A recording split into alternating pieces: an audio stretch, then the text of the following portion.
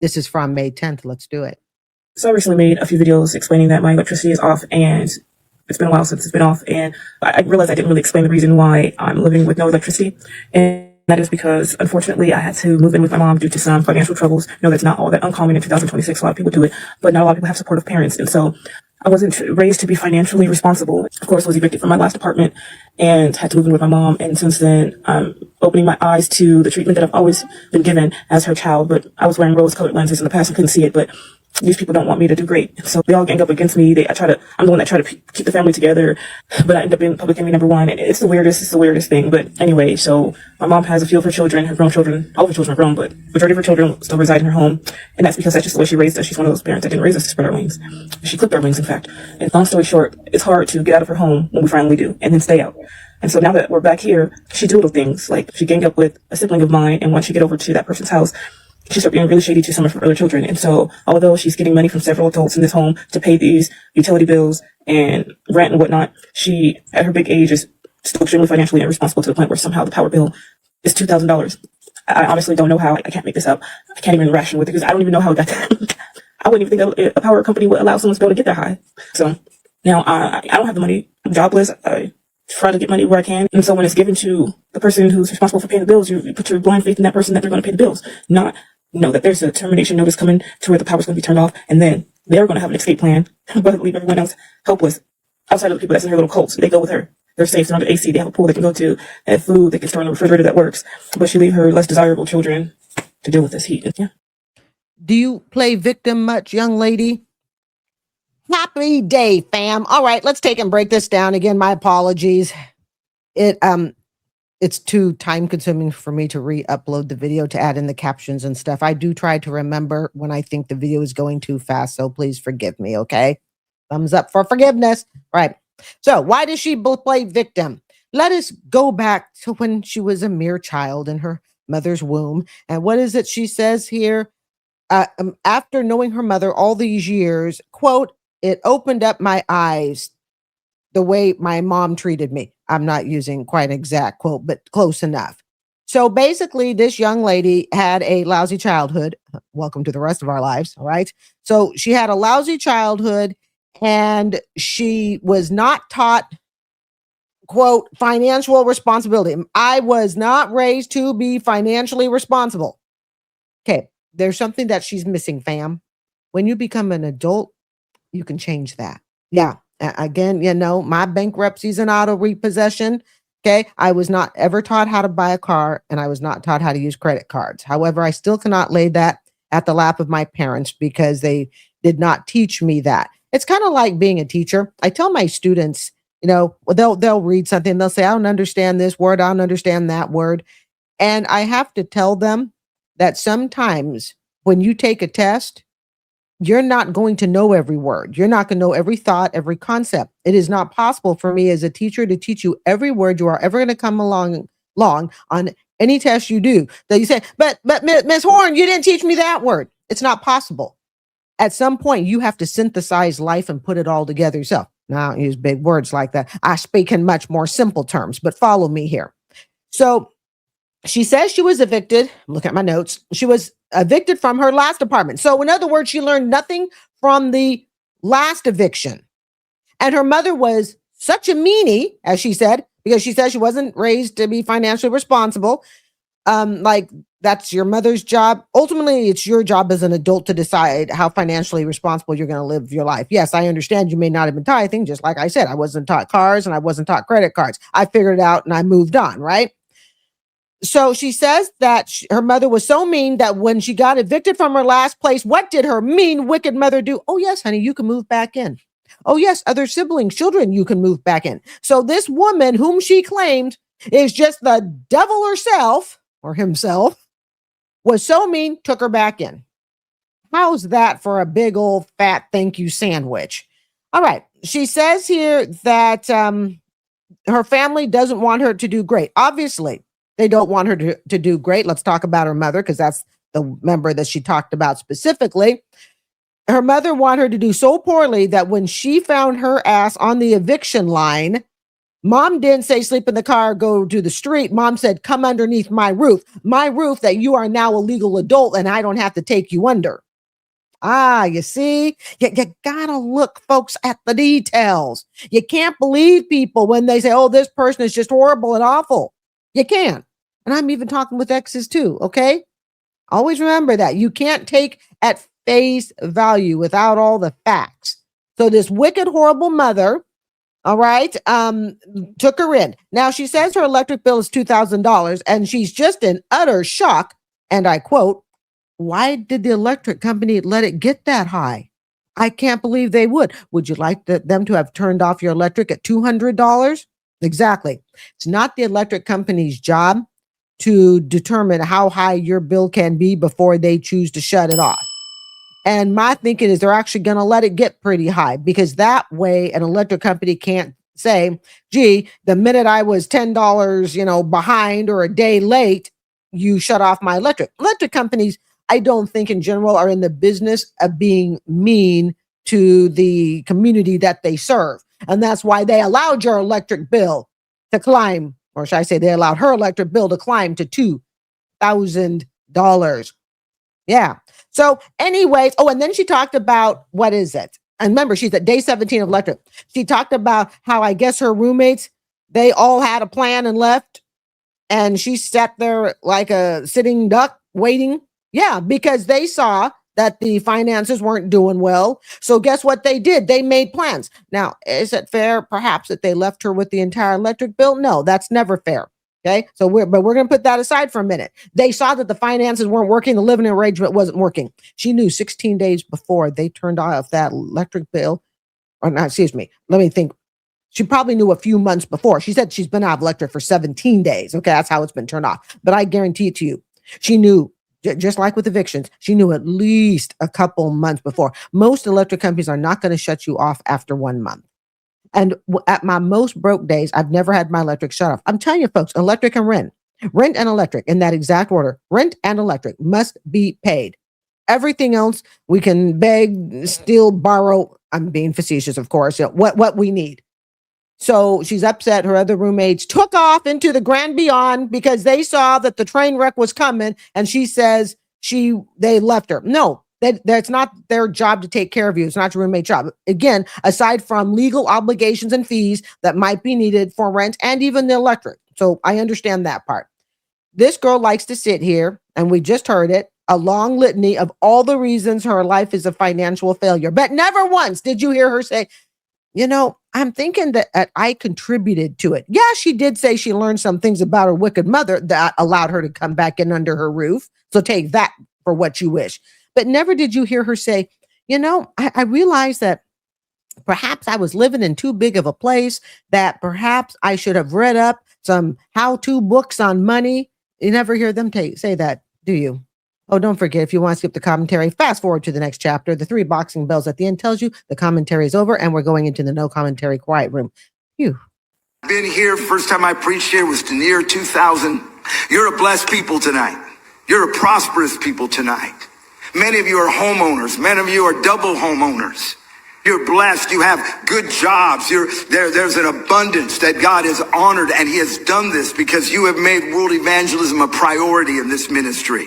Because you have sacrificed and God has dealt well with you like the midwives, and he's given you things because you said we're going to participate in revival. And I stand before a very blessed people. I have no embarrassment by saying to you that you may have gotten it from your job or from Egypt, but God gave it to you because he had this service in mind tonight.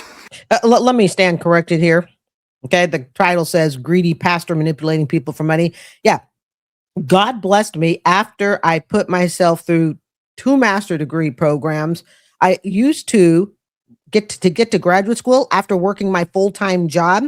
I would pay someone to drive me to graduate school on the nights I couldn't pay someone. And I'm talking a nice 20 because it was going to take them an hour driving out. Well, half an hour drive out, half hour drive back. So I would spot them at 20. But when I was married and we didn't have 2 cars yet, but about 6 months into graduate school, I did get a vehicle. Let's say I would ride the bus. That was an hour and a half. I worked full-time, then did graduate school from, I think it was 6 to 9, 10 p.m., right around there. Gave up all my holidays, weekends. Yes, God bless me. And I am thanking God for giving me the health, the strength, the motivation, help keep me motivated and lifted. But I did the work, and that's what God wants. And you know what's going to come next. He's going to say everything that you have needs to be tied to the church. Watch, mark my words. You're prosperous. You have large bank accounts. You have resources and all those things. But I want to tell you, don't forget that when he told Moses, ask for the gold, it's because God ordered the Egyptians to give them the gold. And he has given you the money that you have. And that Give me a bunch of Egyptians with gold and I'll be more than happy to turn it over. money serves a purpose way beyond our personal comfort. It serves a purpose way beyond giving us an opportunity to go on holiday. God gave it to us because he knew that there are going to be times, critical offerings, where you are now able to reach it and reach large resources. Hold up. Did you guys hear this pastor? And again, prosperity pastor, you know, that's all I'm talking about. Did you just hear this guy talk about comfort? Did he just not use the word, you've got this comfort? What the bejesus do these prosperity pastors live in? Their mansions, their watches, their cars, their airplanes, their luxury dinners, their travel, their hobnobbing with the other rich and wealthy to make sure that the power difference between church and state are kept separated to benefit them, not the people. You see that the guy just talked about comfort. Like they're supposed, the pastors are supposed to be comfortable. The prosperity pastors are supposed to live in comfort. But the minute you and the congregation get comfort, that is a sin. And there's going to be a reckoning day where you must turn over everything that has ever made you comfortable and turn it over to them. Do you guys remember Jesse Duplantis? This is when I first started not the begging, when I first started the pastoral videos about a month ago. And thank you so much, you guys, for making this a success, because I love talking about the posterity pastors. Okay. It's prosperity, not posterity. Okay. The prosperity pastors. Do you guys remember way back then? And Jesse Duplantis, you know, he's showing off all of his bling bling and bragging about it. And he made a comment that somebody complained about how he has, it was his cars. Bing. He was talking about all the cars that he has. Okay. Basically a museum of cars. And it was it was Jesse Duplantis, and he was bragging about all of his cars. And he was complaining that somebody said to him, hey, why don't you sell those cars and donate it to basically the public? Help feed, clothe, supply the public. Why do you have there's tons of thousands, hundreds of thousands, millions worth of cars? Why don't you turn it over to the public, sell it? And what did he say? Quote, that's easy for you to say because you don't own it. Remember that. Quote, that's easy for you to say because you don't own it. But what do the prosperity pastors want you to do? They want you to turn over everything you own to them, forgetting if it pleases the court. I got my hand up in the air. Oh, gee, you want me to give over my business accounts? And we've heard that. My annuities, we've heard that. You want me to go over my gold? We've heard that. My silver. Yeah, we've heard it all. Oh, well, you see, Mr. Prosperity Pastor and Mrs. Prosperity Pastor, telling me to turn over my, quote, comfort to you is easy for you to say because you don't own it. Clock it. I thought about, they said that 3:30 men were here. I was one of those back in the early days in Prescott. On Friday, we would walk out of the building, turn around and stand there for 5.5 hours until they opened the building again for service. We did that. Yes, I probably did knock over a few ladies walking and getting into the building. But I want to tell you something. You know what? We would sit in those offerings and we wished we could give more. We wish we would have maybe $100 to our name and we would empty it out on Friday and we would dream, oh, could I give more? And I know that's your spirit. And here you are tonight. You can give more. You see how they butter you up? You know what? I know that my audience has money available. There is a slew of people in here with money and you're keeping it. Remember what I told you. And they want you to give it to them. You're just going to look up and then say, in the words of Jesse Duplantis. I do believe it was Jesse Duplantis, okay? I don't think it wasn't Copeland. In the words of Jesse Duplantis, that's easy for you to tell me to turn it over. You don't own it. Damn, I'm good. I've been saying, okay, we got a beggar. I was told I have the weekend to pay my entire balance on my place. No. Or she's put out. No, she had more than a weekend. They're not just going to put you out that quickly. She had months. But you see, to help increase the drama begging, she has to tell you she has this weekend. No, that wouldn't even hold up in eviction court, except for under maybe extreme circumstances. The landlord, private or corporate, would have to show that they gave you a reasonable notice and a reasonable amount of time. So don't fall for these ding dongs when the beggars go, but I have one weekend to get out of here. No, you had many weekends. You just wasted it.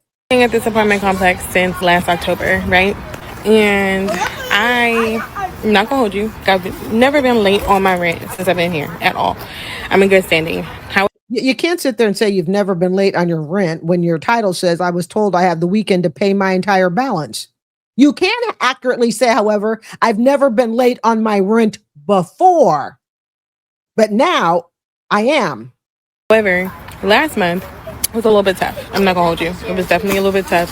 Content creating was not content creating. Things were just not doing what I needed to do. So money was a little tight. So I'm behind. Now, granted, I paid several $100s or whatever the case may be on the rent.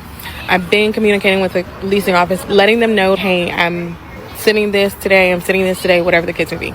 So I let them know, hey, I have another $500 today. I can give you another $1,000 when I get paid next Friday. And then I can basically give you something every single week until it's paid off. They told me that unless I have the entire balance on Sunday, that they're going to go ahead and move forward with an eviction. All right, two things for people who may not understand the paying of rent, and I'm going to try to take a kind tone, kind of, sort of, sorry, not sorry. First off, what have I said, fam, about relying on, quote, she said it, content creation. I think relying on your TikToks, because you're most likely not on YouTube, relying on her TikToks or her YouTube for the most part is never a good way to budget your family matters. And the second is going to your landlord and saying, well, I'll pay you a little today, a little tomorrow, and we'll just keep paying you a little while I catch you up. That's not the way it works in the real world. In the real world, you pay your rent in full on the due date or your HOA fee, whatever that obligation is. And if you don't have the money, if you're an HOA, they will come after you. Yeah, I treat my HOA just like I treat my rent as first unpaid before I pay the Lord. Yeah, because I'm not losing this roof over my head, and I'm not going to do anything to try to make society have to pay for me. Okay, I try to save those services for people who truly need it. I can provide my own services. I am capable of it. The Lord told me to. And remember what that beggar said? God is on my side. God, I love that. You're probably going to hear me say that. Remember, she said that the other day. She goes, and God is on my side. So this lady relying on TikTok creation, we know that's out the window, and relying on the fact that maybe they'll piecemeal her rent together. This doesn't work. It doesn't work that way. So me and my two kids are going to be looking for another place to stay because granted, even if I get the eviction notice, I still have 30 days to vacate or pay or whatever the case may be. I do understand that. However, there's been so much things happening in this complex. Somebody got shot outside my son's window.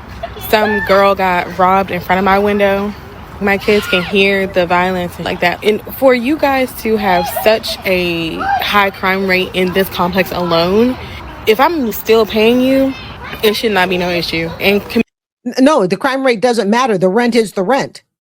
Perhaps before knocking out two kids, you're more selective with the people you're with. Hey, come on, people. This isn't that hard. It's really not. Are there not enough young women that have seen enough TikToks to go, I'm thinking perhaps just popping out a couple of kids, it'll make me a broke ass. Yeah, it sure will.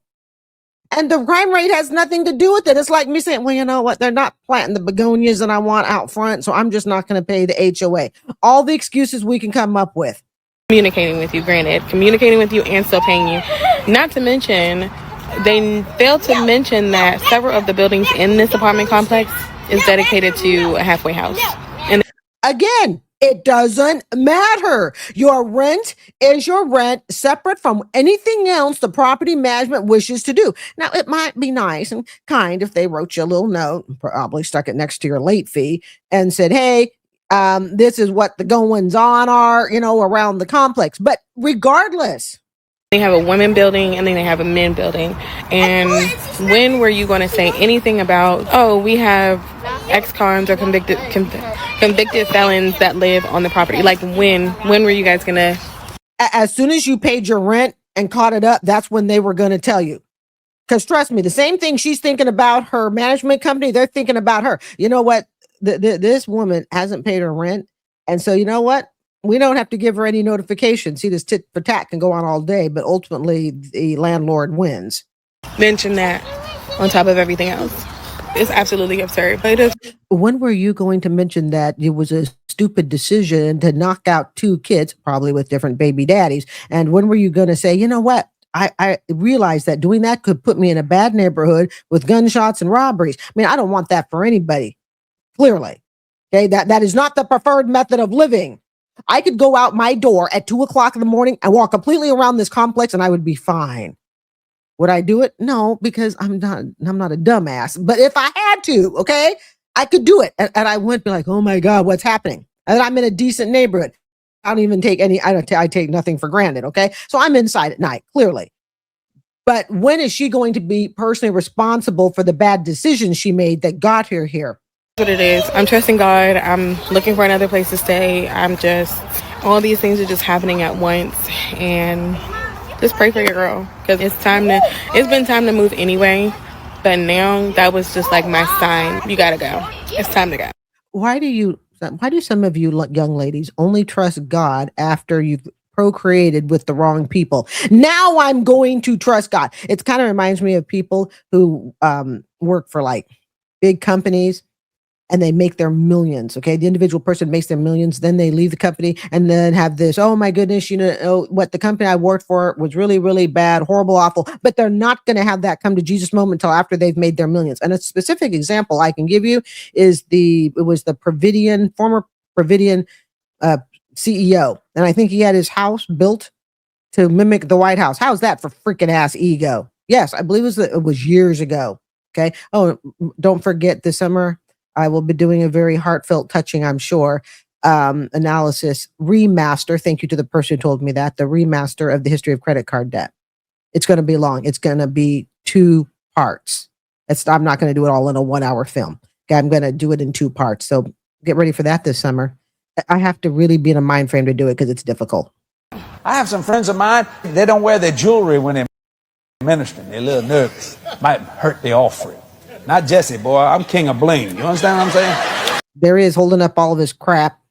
I like bling. Jesus, king of bling too. Jesus got a crown of gold. Lord Jesus. Anything helps, Chad. Anybody can help. Anything helps. Anything helps. I got PayPal, Chime, Apple Pay. Anything helps, Chad. Anything helps. Anything helps. If anybody can help, I appreciate it. To these beggars, that was content creation. To her, that is content creation. And somebody in the comments, it was a lovely comment. You wrote, they say the same thing over and over again. Yes, they do. I am also working on getting some of your comments up. So keep the comments coming, fam, because I really do. I do read them. It's near impossible. Actually, not near. It's impossible to respond to all of them. Because I'm getting around a couple thousand now a month. We're up way far from the 50 a month I used to get, and I love it and I appreciate it. So I do leave hearts and stuff, even if what you write, you don't have to agree with me. You really, really don't. I appreciate you taking the time to watch and comment, period. But to these beggars, that is content creation. Can you help me? Can you help me? I need $10. If 15 of you would just donate $5. Live in the biggest house in the state of Louisiana. All right, take a look at his house at the bottom. Wow, if that is not Plantation City. I mean, it's that size. I have the biggest house of any preacher in America. I don't mean that arrogantly or pridefully. I have a name to my house, La Maison de Rêve. My ass, he means that with every arrogance and pride possible. Remember, just a few minutes ago, fam, they were talking about comfort. luxury, comfort. That was the word they use, right? Comfort / luxury. And they say to the congregation, you're living in comfort. Is that mansion? It's not even a mini mansion. Is that ridiculous sized mansion? Is that comfort? Would you consider that comfort? So my question is, why isn't he turning it over? Oh, that's right. Because the prosperity preachers are one step closer to the Lord. The rest of us are just holding on to the coattails of the preachers. Yeah. Okay. The house of dreams. You like going with the wind? My house has that same staircase that Scarlett O'Hara walked up. Oh, I paid cash for the home. Who's cash? How'd you get that cash? And of course, you didn't have to pay taxes on that cash. Yeah. The same cash they're begging people to cash out their business accounts, annuities, IRAs, on and on. Well, you want to know how big it is? It's 40,000 square foot. Oh, am I shocking? Look at Kathy. Oh, Jesus, we're going to catch it again. It's 40,000 square foot. And a lot of times if I go out, cars start stopping, honking. Christmas, I walked outside the front, just walked out, and a man slammed his brakes and, Brother Jimmy! I said, hello. And he threw $5,000 over the fence. A $100 bill. I said, I ain't telling Kathy nothing. Y'all, homeless person here. I desperately need your help because I need money to continue to extend my Airbnb. Y'all help me extend it for a week. That week it's over. And I need help until I can get a full-time, well-paying job. This is an Airbnb. I will not have a place to live. Oh my God, I literally hate having to do this every freaking week. Can y'all please help me reach my GoFundMe goal of $16,000?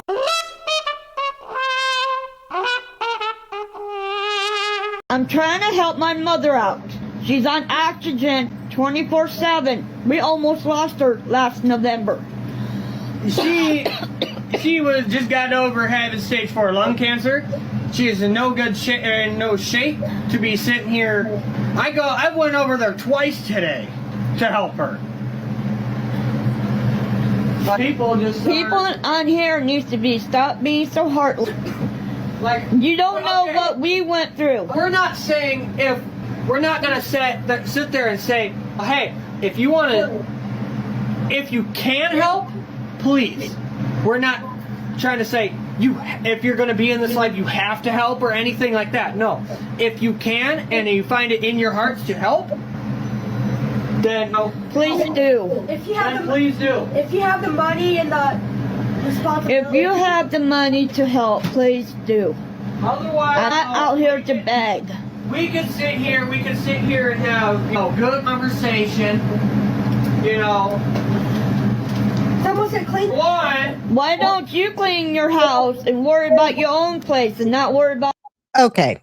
Thank you so much for being here, family. I really, really appreciate it. Don't forget that when you hear the 3 boxing bells, that means the commentary portion is over and we're going into the quiet room where you can listen to these TikToks straight through without my commentary. One of the things that beggars do, and they do it pretty well. They try to convince you that there is a sick child, a sick mother, some sort of connection.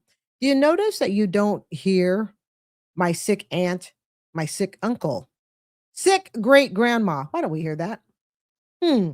Perhaps it's because one of the begging tactics that beggars use is they want to connect you to something emotionally that is immediate and close to you. A child. Lots of people have children. I don't, but lots of people do.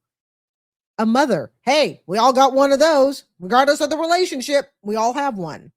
So what winds up happening is as they beg, their hope is that you will say, wow, that could be my mom.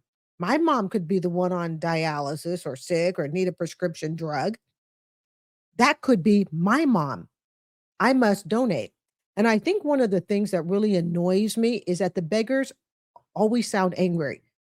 And I understand that part of it is, the act. Clearly, you have to act angry.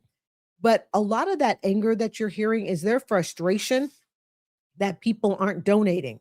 And the longer these beggars are on TikTok, and there are thousands of beggars on TikTok, and I haven't even considered doing begging international, which honestly I'm really not too interested in it. Somebody asked if I could look at, international beggars. The reason is I'm not really interested is because this is a United States audience, and the most I would ever do is maybe one episode of that, and the research and time it would take. I'm sorry, I love y'all, but I'm not going to spend that time on it. So, and also a lot of third world countries, there's begging out of sheer need and desperation. And I have a very strong belief on this channel that while I do slam, shame, mock, make fun of a lot of USA beggars, because we shouldn't be looking like we're in Calcutta, India, okay, begging. A lot of those third world countries, that's all they have. Or there's a lot of child abuse going on where the children are forced to beg. It's just not an area I wish to go into. So begging for this channel sticks strictly to the United States for the most part. Okay. Probably like 99%. But a lot of the anger that you hear is because they're getting frustrated that basically they've worn out their immediate audience. Think about it. Okay. The first audience that you beg to, easy. I know if I were to go, let's just take you guys, and I would never do it. I am a Gen X and we have pride, and we would just I will be deceased before you will ever see me on begging. But let's just work with me here for a second. So let's say I come to you guys the first time. You're my very, new audience. You don't know me. I don't know you. And I beg and I tell you my mom is sick, just like this beggar is doing. Oh, my mom's sick. She's on medication. I was over there twice today. Never mind that these beggars don't seem to realize that their situation is no more unique than any other family. Son, daughter that's taking care of their parent. But for whatever reason, the beggars like to think somehow or another they're the only ones who's ever gone over twice, in a day to go visit their parents. And believe me, okay, I feel guilty that I am not in the same city, state, town as my parents. At times it really gets to me. We have awesome family members, and I'm so blessed that I have awesome family members, because at times that guilt weighs heavy on me. But let's think about it here. Okay. You're my audience, and I say to you the very first time, guys, I really need help. Give you my sob story. You donate. But every single time I ask for money, the crowd gets thinner and thinner. Why? Because people are going, I've already donated to you. I've already given you money. What are you asking me for again? And then the crowd starts to get upset with you. They would get upset with me. And I would certainly expect that if they saw it again and again, especially once. And I've seen this at times. Somebody finally catches on, thank the good Lord above, that they were scammed. The problem is it happens after they've already given their money. And then a week later, a month later, months later, we could even stretch it and say years later, they see the same person begging. And all of a sudden you realize that the money that you gave to them was really just for nothing. It was to satisfy their addictions, their wants, not needs. And you gave your hard-earned money to that. So when they get upset and they sound angry, which they almost always do, it's because they get angrier and angrier as the crowd gets thinner and thinner, and it gets harder and harder to get money. If you think about Chip, okay, Chip has been begging for a while. I pretty much assure you that now it's much harder for him to get money from people than it was a few years back, because he's got a bigger audience that now knows him. Of course, that also means new victims, but at the same time, it still gets harder, because if you plug in certain people's names and stuff, and all of a sudden you read the word scam. Anybody remember Toshiba? I think her actual name is Tofia, but I call her Toshiba on this channel. Okay. And she was out and begging, and she is all over social media. I'm talking from Reddit to TikTok to YouTube as just being a big scammer. So the begging gets harder and harder. But it always amazes me how they think sounding ticked off at the audience is somehow or another going to drive donations. So if that can't drive donations, then perhaps talking about a pet, a family member, mom, son, daughter. But again, I rest my case to the court. You never hear, it's my aunt, it's my uncle. Why?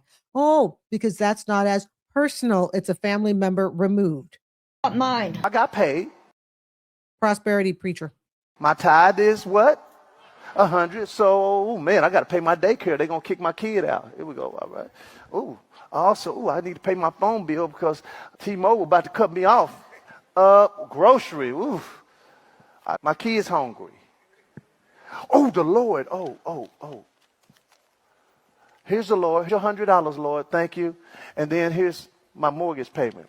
Now, you say, well, Pastor, that's good. That's not good. Now, see, here's the difference. I'm helping somebody right now, because if you just switch the order, you will see some increase come. Most people do what I just did. Watch this. They gave a tenth to the Lord, but they didn't do it first. We gave him a tenth, but this is how you can give a tenth and not give it first. But the scripture says the first one is what?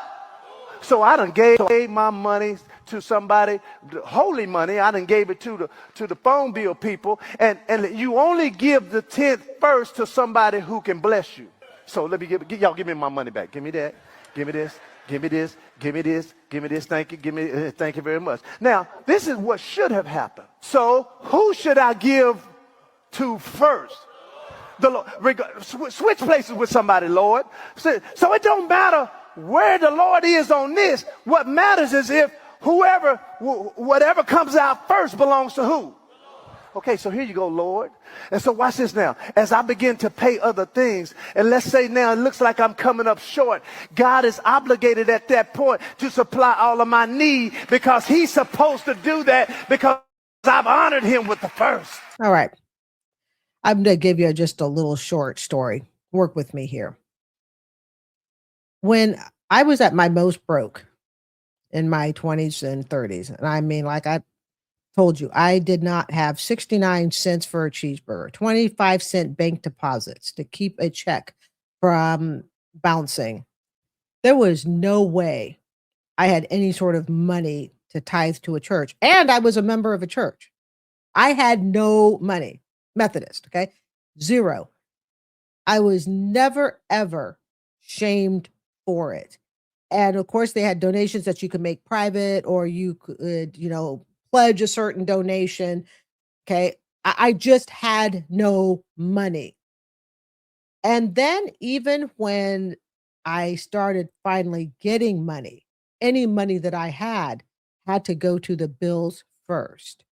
Now, this prosperity pastor shyster had all the people standing up on stage. He had like 6, 7 volunteers up there. And he's going down each one of them saying, oh, you're the electric, you're the rent, food, whatever. And the last person holding the card that said, tithing to God, you always pay God last. You should be paying God first. I'm going to tell you something, put some of you at ease that think, you're going to go to hell and damnation if you don't pay God first. I have been through every financial situation I can think of, with the exception of having kids. And the exception of a foreclosure, not a foreclosure, but the exception of an eviction. I haven't had kids and I haven't had an eviction. I think I've had everything else. God did not punish me because I worked hard to pay my bills first. That I worked hard to learn how money should be spent. That I worked hard to make myself a better person. That I worked hard to get myself, when I was in my 20s, and early 30s, out of mental illness. God never punished me, because when I walked into the Methodist church and they would pass the plate around, and like I said, I was making bank deposits for 25 cents. I had nothing. God never punished me. The church members never punished me. In fact, I'm going to tell you, at least on the Methodist church, I don't even think they cared. Now, today, I would make a definitive monthly donation between me and the church and the Lord above. No one ever needs to know about that. But if I remember today, there would be a definitive amount, again, between me, the Lord, and the church, because I don't think your tithing should be public. That's just my personal opinion. But I was never made to feel like I was going to go to hell. I was never made to feel like I couldn't be sitting there worshiping with people. I was just never made to feel lousy. I think one of the things that really leaves a distaste in my mouth for these prosperity people is their whole goal is to make you feel like crap. And I'm using the appropriate word. I'm using the PG word. Their whole goal is to make you feel like crap, so that through the crappy feeling, you'll go, you know what? You're right. I should not pay the electric first, the rent first, the child care bill first, buy my work uniform first. No, the first thing I should do is pay the Lord. And then he says, the pastor said, I don't know if you remembered it, but he said, God is obligated to basically make you wealthy. No, God is not obligated to do more for you than you are willing to do for yourself. God does not promise you that everything's going to work out just the way it is. And wouldn't it be interesting if there was actually a bit of God in all of this and we actually got to determine our own future, our own destiny? We could, to some extent, determine our faith, and that we actually have to believe in ourselves. Wouldn't that be interesting if each of us actually had a sprinkle of the Lord in us, and you come to understand you don't need a pastor, a preacher, or anybody else, even in the legitimate religions, that you don't need them to talk to God or to talk to whatever spirit, form that you believe in, that it can just be a conversation between you and your own soul because you had the gift all along. You just didn't know it. So I guess to me, when I see a preacher standing there telling the congregation, you paid all your other obligatory bills to keep you out of eviction, to keep the lights on, to keep your car going so that you could drive to work, so you could get a paycheck to feed your family, so you could keep yourself from becoming a burden to society. It always amazes me how the preachers seem to bring all of that stuff back. The prosperity preachers bring it all back to God. And if you didn't pay God first, well, then all that stuff that you've been working for, all that stuff you've been doing to take care of yourself, your family, well, that's all shamed because you didn't pay the Lord first. Yet, in my view, I genuinely believe that you will be lifted more if you will take care of yourself first, fulfill the obligations that you have to people in your life, to members of your family, even to your friends. I genuinely believe from my personal experience, you fulfill those obligations first. That is where your wealth will come from. That is where your riches come from. And I'm not saying that you're putting God on the back burner. In fact, you're worshiping God, in my opinion, so much that I'm going to work even harder for you to be a better person, to create the things in my life that I know he would want me to have. You see, I guess the thing is these prosperity preachers, they just, they make me really upset because you see, I've been broke and I know what it's like to be broke. So when you're talking to people who are already emotionally broken, financially broken, and you are telling them, break yourself some more in the name of the Lord, hurt yourself financially some more. And we've seen it and we continue to see it. And it's just blows me away. Break into your bank account, break into your business account, sell your house. No. That to me is the opposite of what God wants you to do. God wants you to take your talents. He wants you to take your skills. He wants you to build something. And when you are in a place where you can give, then you give to him, or whatever organization you believe in, you give with all your heart. And that's why I say tithing should always be private. Donations you make to charities should be private. You see, that's what I'm talking about. The prosperity preachers, they turn everything half-ass backwards.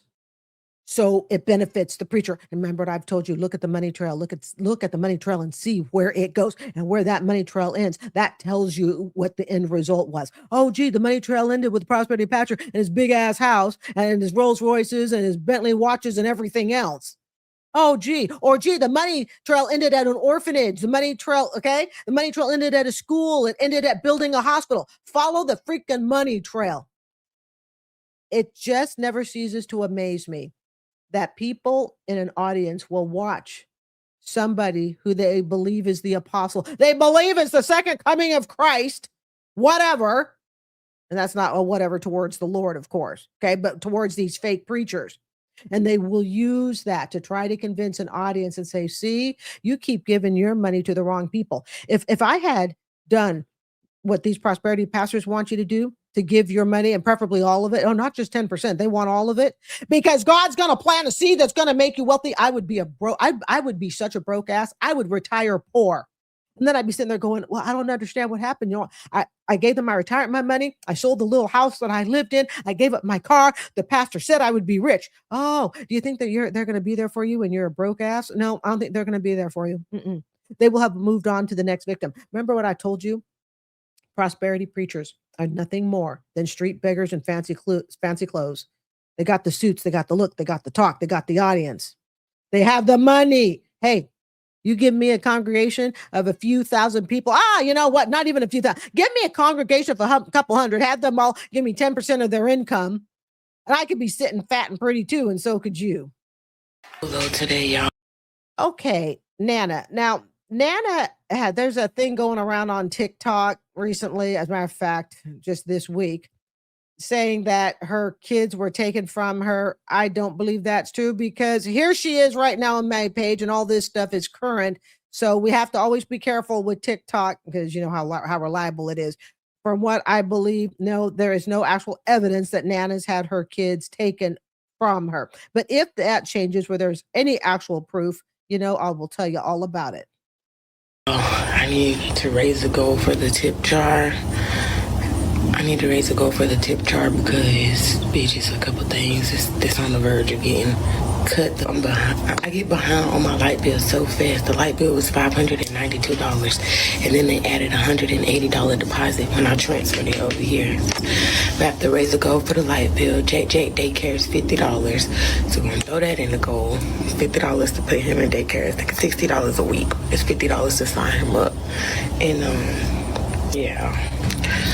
So don't you love it when they tell you we have to raise a goal? Do you remember when, let's talk about Gen X and even the millennials. Remember when your parents said, hey, what's your goal? Your goal is to raise $50. Your goal is to raise a couple hundred, whatever. Okay. And they sat down with you that little savings passport. I'm really talking to Gen X here. And they sit down with that little savings passport book at the bank that was only open from 8 to 5 Monday through Friday, probably before ATMs came. Right. And you sat and you had a goal and then you worked for that goal. Okay. So to Nana here, the way we work for a goal is we beg harder. We beg longer. That's what we do. Begging is the job to reach the goal of money. The two big goals that I got for us today. Do you have money? Prophet demands a man to give him all his money in the account. Yeah, you heard that right. Prophet demands a man to give him all his money in the account. Huh? Nothing. Zero. How much do you have? I will have 1.2. 1.2. Yes. Give me all of it. Okay, thank you, bro. I'll do the transaction. Now, wait, I'll tell you why. Yes. Because I saw you in the spirit. Oh, yes. God taught me all the money that you have left, give it to me. I'll do that. I'll do that now. In a few weeks. Oh, yes. You'll be shocked. I'll do that, yes! I sure hope that's a plant, meaning somebody that's the pastor, you know, said, hey, you know what, you and I are going to do this shiesty thing. And, you know, you're just going to pretend. I would not surprise me if some of these pastors planted people in the audience to do this, because they'll tell you that in a big crowd, you know, when they say things like, okay, I need 13 people to come up and pay $500. Get that first person up is real difficult. But imagine if you planted someone there. Yeah. You said, okay, your job is as soon as I say 13 people, you know, I'm going to have one of two of you just start walking up because you'll motivate other people to walk up. Don't think that they would not do that. Oh, here's Chip.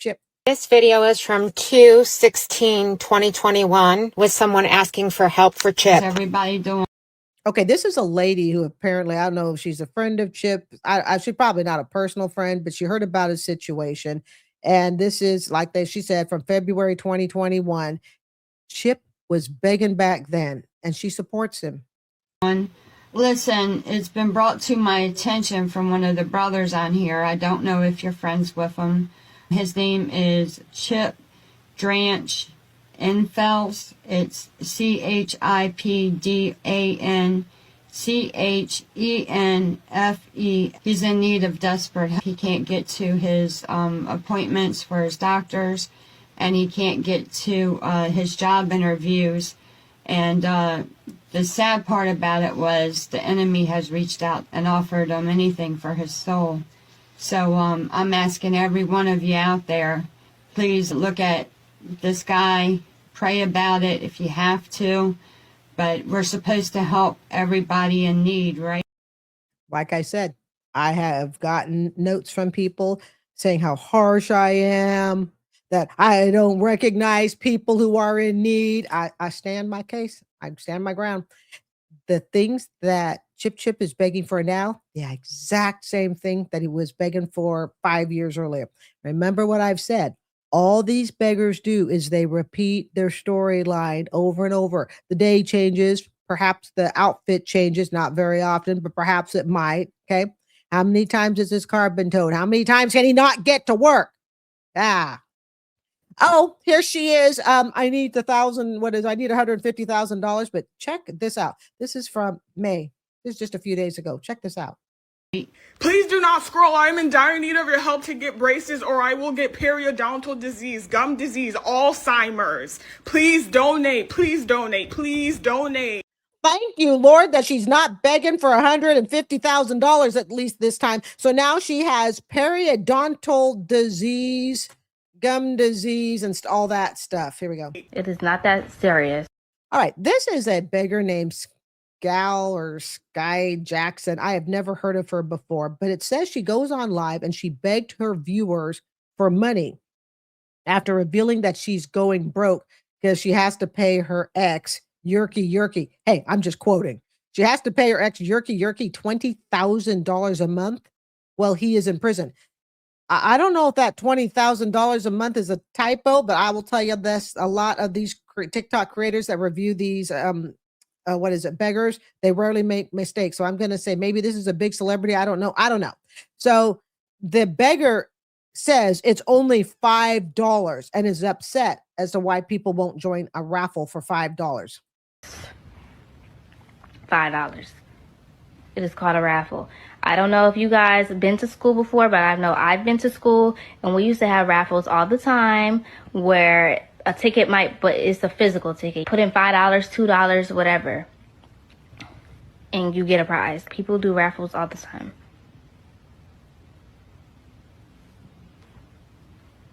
The money goes towards the prize, and then like I said, if there's anything left over, I'm doing a second giveaway soon.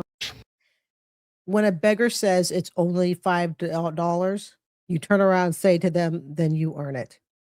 I have 5 days to come up with rent, and I'm being serious. I'm going to be very transparent with you guys. I sent half of the money today, literally today. I'm dressed up for work. I do have a job. I'm not going to be, but I cannot make content and just not be transparent. If you know me as a friend, as an acquaintance, or someone who just scrolls, you know I'm the type of person to keep it very real. Right now, I'm struggling. I'm going through family situation. I'm going through everything that you can imagine, plus financial stress. If you feel led to help me out, even if it's just $1, I would really appreciate that. If you cannot do that, I also understand. If you could send up a prayer, an encouraging note, and if you've ever been in this situation, please let me know what I could do. I put a partial payment to the account, and I do have to make the rest of it. They gave me 4 more days to pay. I can pay latest Wednesday or I get evicted. If you please care about me, please do anything you could support. No, we don't care that much. And what you could do is you can plan way ahead and work more hours, longer hours. Yeah. You're supposed to get evicted any minute now. So that's how you know, family, this is a bunch of baloney. Because anyone who's actually getting evicted has already known about it for months, not weeks, months in advance. So when they come to you and they say, hey, I'm getting evicted in the next 48, 24 hours, week, whatever, what were you doing the entire time? Big A Apostle, the office of apostle. There's 2 qualifications for being an apostle. And this is important because as you go through life, you're going to be going through the channels, you're going to stop at TVN, some guy's going to be up there asking for money, his wife's got too much makeup on her face, she's usually crying, and he's going to call himself an apostle.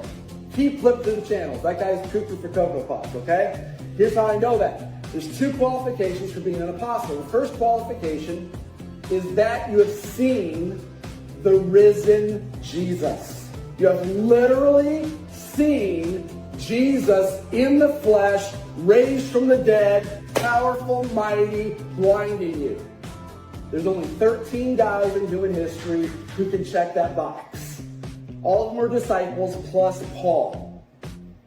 The second qualification for being an apostle is the risen Christ has to look you in the eyes and say, you're an apostle. You are an ambassador of the Most High. And again, only 13 guys fit that bill. The 12 disciples plus Paul. Anybody else? They have not seen the risen Christ in the flesh, and he has not audibly said, you are an apostle, okay? So anybody that says, I'm an apostle, run. Head to the nearest exit. Do not pass go. Do not collect $200.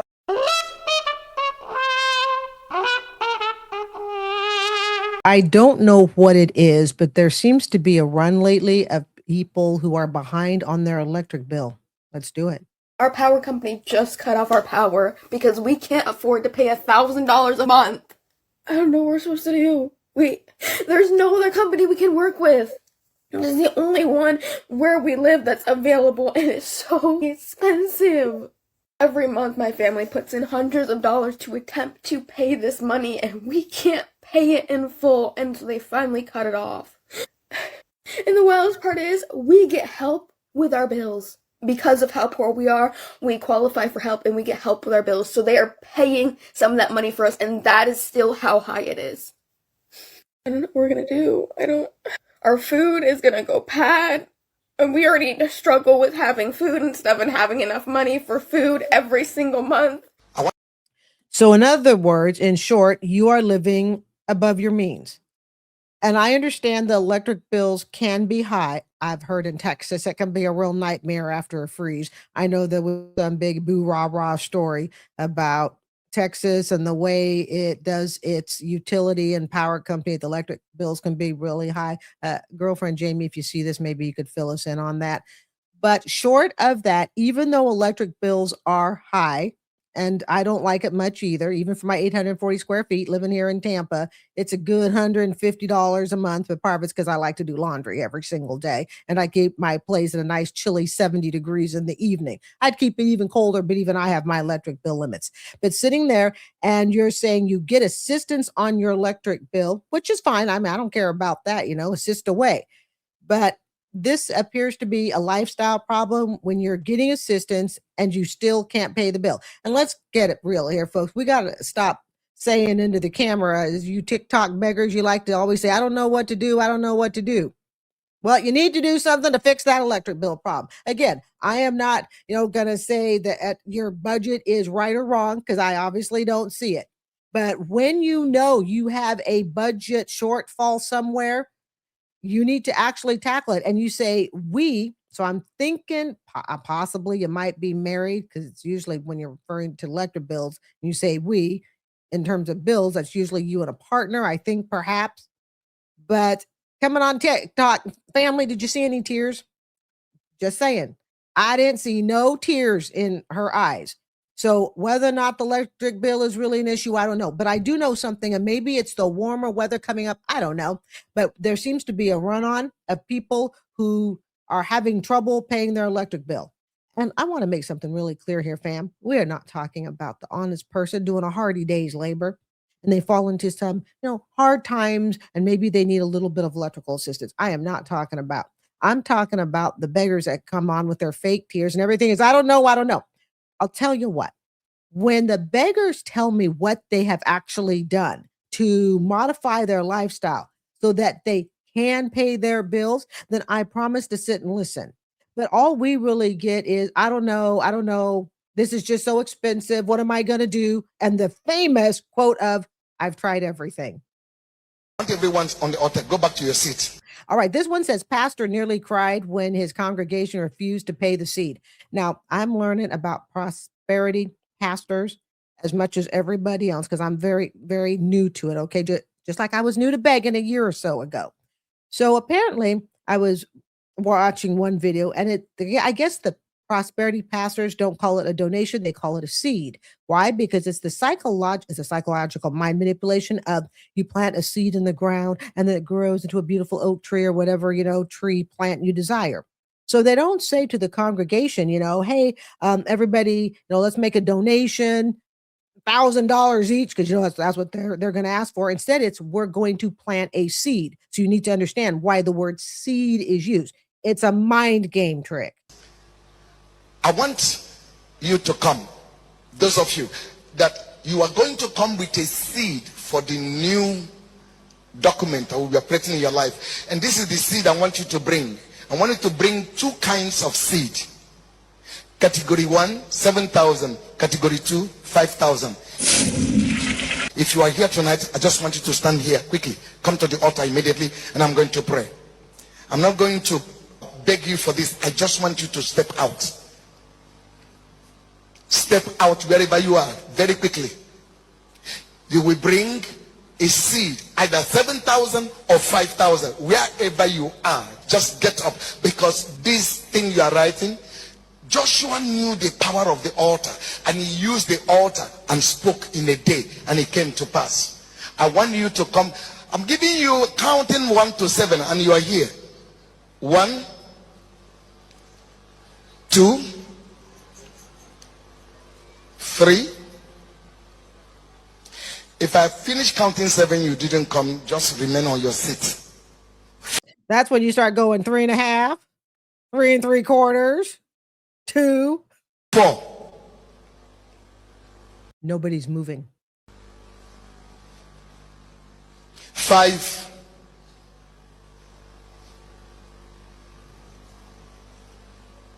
It's a prophetic instruction that I'm giving to you. Go look for 5,000. Go look for 7,000. 6. If you are running, run quickly. Let's do exercise tonight. 6. 6.5. So for those who can't see the screen, the pastor is standing and it looks like a big circle. Okay. The congregation is in a huge circle, not a little one, big circle, big enough the pastor can walk back and forth and all around. Ain't nobody moving. You know why? Because who goes to church and says, hey, you know what? I'm going to wake up this Saturday morning and I'm just going to miraculously give out $7,000 or $5,000. Who has the money for that in the 99% of the population? And the 1%ers that can't afford it are smart enough not to give it away to a shyster like these preachers. Again, for those who are new, we're only talking about prosperity pastors. That is it. Whether I use the word preacher, pastor, whatever, okay? And we know they ain't none of that. And I'm not about to call them an apostle either, because that's just ridiculous. So nobody's moving. Talk about looking like an idiot. I'd like to walk around and I need 7 of you, or what is it? He said just a few to come up and give $7,000, because very few people wake up with that. And let's get real here, okay? Looks like most of this, and I'm not being racist, but we have to point out some obvious things, okay? So I'm looking at the crowds, predominantly Black. I am willing to suspect that the socioeconomics may not be that high. Yes, it applies to a white church too, but I think from this one, I'm looking at, I think, predominantly a Black church. How many of those people have $7,000, $5,000? He should have given the beggars discount, fam, and gone down to $2,000. How many people have that?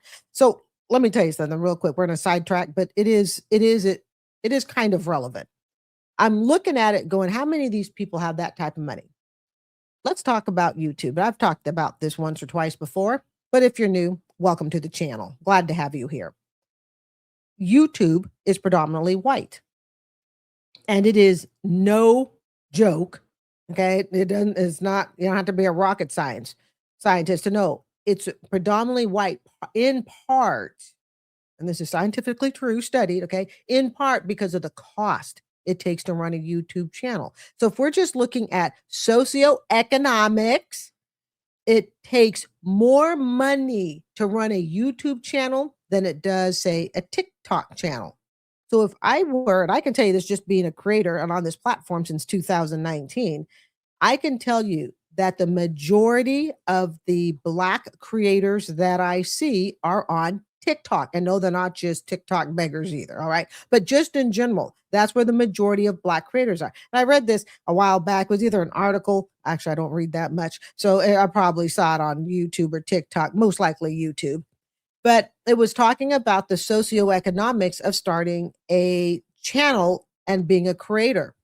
And that part of the reason YouTube is so predominantly white, I think less than 10% are Black creators. They said a lot of it has to do with the socioeconomics. So if I look at what it's cost to run this channel, to set this channel up, keep it going for the last 6 years, easy, $10,000. Yeah. Now, I'm fortunate I've made it all back. So that's a good thing. But a lot of people don't have socioeconomically wise, okay? When a TikTok is just pretty much turn on a phone and go. Now, I'm talking in general here. Of course, you can have TikTok channels that cost a lot and they have really high tech stuff, yada, yada. I understand that. But we're talking YouTube being predominantly long form. We're not talking about short form videos, but to create and build a YouTube channel. I mean, and I'm not even done with what I want. The last thing I actually want is about a $3,000 to $4,000 camera. That's the last thing I want. That may not come for a while. It's really not high in the bucket list, to be totally honest.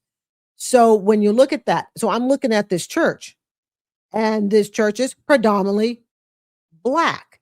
And I'm thinking to myself, okay, let's look at the socioeconomics. Now, that does not mean everybody's poor, okay? Clearly. But I'm just looking, he's going, oh, I want to see the 7,000. Well, look at your freaking audience. I mean, come on. You go to a white church, predominantly white church, which is all I've pretty much attended because, my parents are white, okay, / Caucasian, okay? And you'd probably get the same thing. Look at the average 99% of Americans. And like I said, the 1% smart enough not to give to, shysters like this. So he looks like a real idiot standing there going, oh, somebody come up with $7,000. That, for some people, that's half a year's take home income.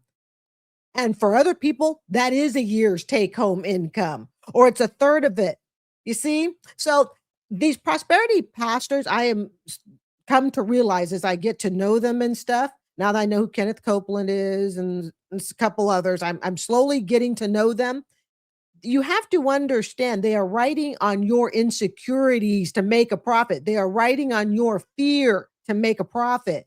The fear that you're not going to get to heaven, you're going to be damned to, hell if you don't give. But even, poor people even have a point where there's nothing to give. And then that's when they start telling you to sell your house. 7. Now, the rest people sitting down, I want you to rise. I need you to put 3,000 in your envelope tomorrow when you are coming. Stand at the count of 5, wherever you are. 1, 2, 3. If you are standing, run. Run to the altar. If you are standing, run. He's saying run to the altar. Run out of that thing. Run out of it. Run out. It's just a seed. Nobody is moving. I'm provoking your faith. I want you to exercise your faith. Just get 3,000 naira and put it inside the envelope and run down here tomorrow. 4. Stretch your hand towards me. I speak on behalf of my father and my mother. I speak. Does that just make you angry? He's telling these people, get $3,000, put it in an envelope, bring it to me tomorrow. I really wonder how these shysters sleep at night. Look, I know this never works for me. Well, then why are we back on TikTok, hanky panky, doing this again? Because you've been on the channel before and you complained that it didn't work. And she complained that JP, Jordan Paul, gets more donations than she does. Asking, but I'm not asking for you. I'm asking for him. The dog. Down there. See if I can get him. Anyways, he needs to get to the vet tomorrow.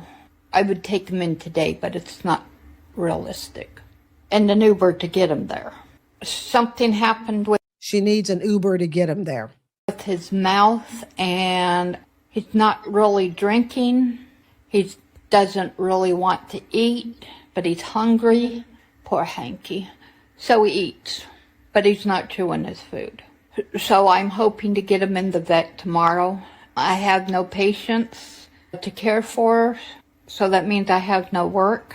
And they're trying to get me clients, so that means there's nothing in my bank account. This is completely unplanned.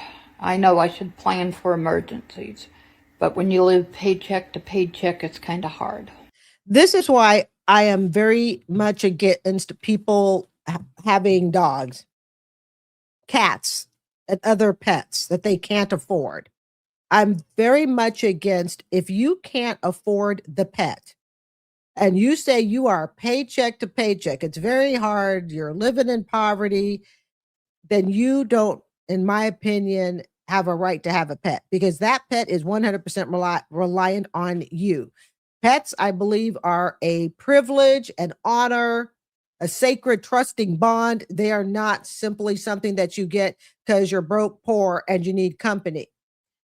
And I find it interesting that now she's going to the dog. I'm not really surprised though, because the last time she was on here begging, I think it was in just maybe a week or so video. Yeah, I get to know my beggars pretty well. Wasn't that long ago. She was begging for herself, saying, oh, you know, she needed money. But since that money didn't come in and all she did was complain that Jordan Paul doesn't make as much money, now she's going to the dog. And we know, fam, this is not the first time we've seen people use pets as a way to manipulate the audience out of their money.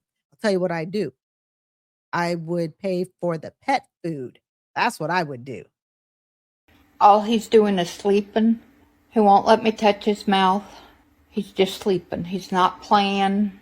I'll get him out to take a walk and that's it. That's all he really wants to do. And then he comes back in and lays down and hides his face. Right now he's looking at me. He's moving better since he was over by his other bed. And he's stretched in his back pot. And now he's moving. So that's a good thing. Please don't do it for me. Do it for Hanky. Okay, that's just that's a little crap. It is. I'm sorry. It is. Oh, don't beg for me. Do it for my dog. No, ultimately they're begging for you. She reminds me of the beggars that we see that say, this money isn't for me. This is for a friend of mine. But you're going to send the money to my Cash App, PayPal, GoFundMe, Chime, Venmo. You know, a few months ago, I couldn't say it all that smoothly. Now I'm getting pretty good at it, fam. That's what it is. Okay. Oh, you know what? It's not for me. It's for the dog. It's for my imaginary friend. And well, the dog may be real if she really can't take care of it. Know what? I mean, her mouth isn't in great condition, so I'm not surprised the dog's mouth is hurting. It's just an observation. Okay. So he's probably going to die if I don't get him into the vet.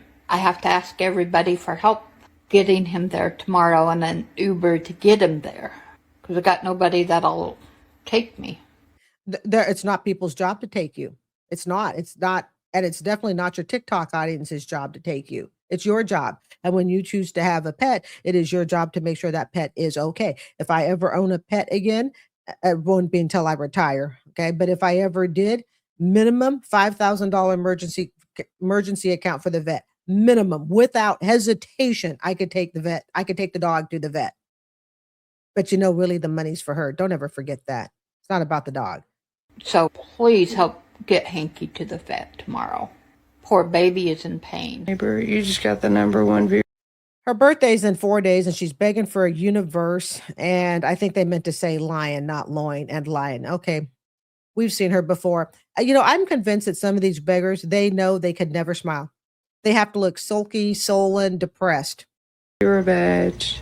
Karen, welcome back in, fam. Yeah, my birthday is 4 days from now. So that means her birthday's approximately May 20th, 2026. So glad to hear you're doing greatly. So glad to hear that. I can't believe my birthday is on the 4th day from now. I know a TikTok universe is the very biggest gift on TikTok. That is approximately $500 US. Tennessee, welcome in, fam. U20. Yep, we'll just say that. Smash, welcome in, fam. Y'all, my birthday is 4 days from now. I know that a TikTok universe is the biggest gift on TikTok, but if somebody could throw me a lion, I would love that so much, and it would melt my heart because I've never received that gift, and it would be an awesome birthday present. I don't buy my own family members $500 birthday gift. So why am I going to give a pathetic begging TikToker $500? I start leaving. Okay, we have here another false prophet alert. This is what the screen says. Dr. Valerie Moore begging for money. Time. So you eat and run.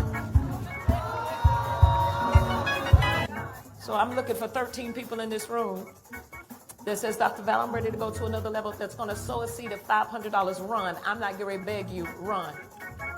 I'm not going to beg. She's now laying down envelopes that she wants 13 people to come up and sow their $500 seed. Who carries this amount of money to church? And they're always telling you to run, and that's to give you a sense of urgency that you need to do this now. Because if they said something like, well, we need 13 people to sow a seed of $500, think about it, relax. In fact, put your feet up in the pew, meditate for a few minutes, and then decide if the calling is real. Well, that wouldn't work now, would it? So they have to say $500, the urgency. Remember, this is like a sales tactic. And what do they do in sales? It's only good till midnight. It's only good till whatever date. They don't say, take your time and come into the store. They want you to do it right now. Begging is sales and manipulation. He's passing the seeds out, hoping some suckers will take it. Every person in this room that's going to give a $100 seed, jump up all over the room. If you,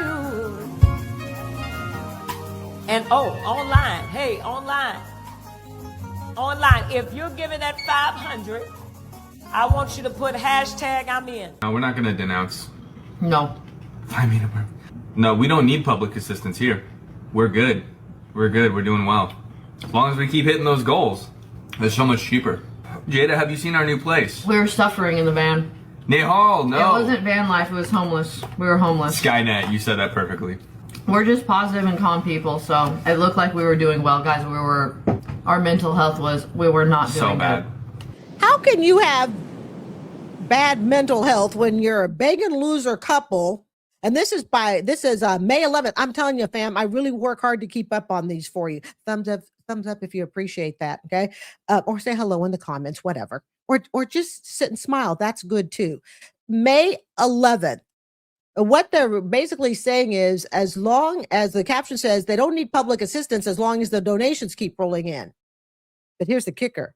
They'll tell you they aren't on public assistance, but wink, wink, they really are. Now, I don't know if they are or are not, but remember, beggars and scammers are also liars. We were not doing good. I was physically sick every single day. It's probably the reason that I have a gluten allergy now and tofu allergy. We left the U.S. because it was too expensive. Jury duty, I don't know. Good luck mailing me some. Don't forget the work allergy they also have too. The get up in the morning allergy, do a hardy day's labor. Oh, fam, don't forget to put in the comments. Did you do a hardy day's labor today? Something. I need help. Transportation. Okay, tell us about it. To work. 15 there and 15 back home. That's all I need help with. I haven't got paid yet. I don't have no funds to get to work. I just need help to get to work. I just started, so I need help. Please. Wait. Okay, so you need money to get to work. How did you get the interview? And don't sit there and say, oh, well, I interviewed just by computer. I'd like to know, how did you get the job? And why would you take a job if you know you can't get there? I think she might be related to Chip family, because Chip is always saying how he can't get to work. Well, it's either he can't get to work because he don't have or he doesn't have reliable transportation. But really, he uses his kids as an excuse to say, but the kids need him so much, they're afraid without him. So she needs someone to get her to work. Fine. So let's say we get you to work today. What you gonna do tomorrow? If you can, I need help. Y'all won't help nobody y'all won't help nobody get to work, y'all.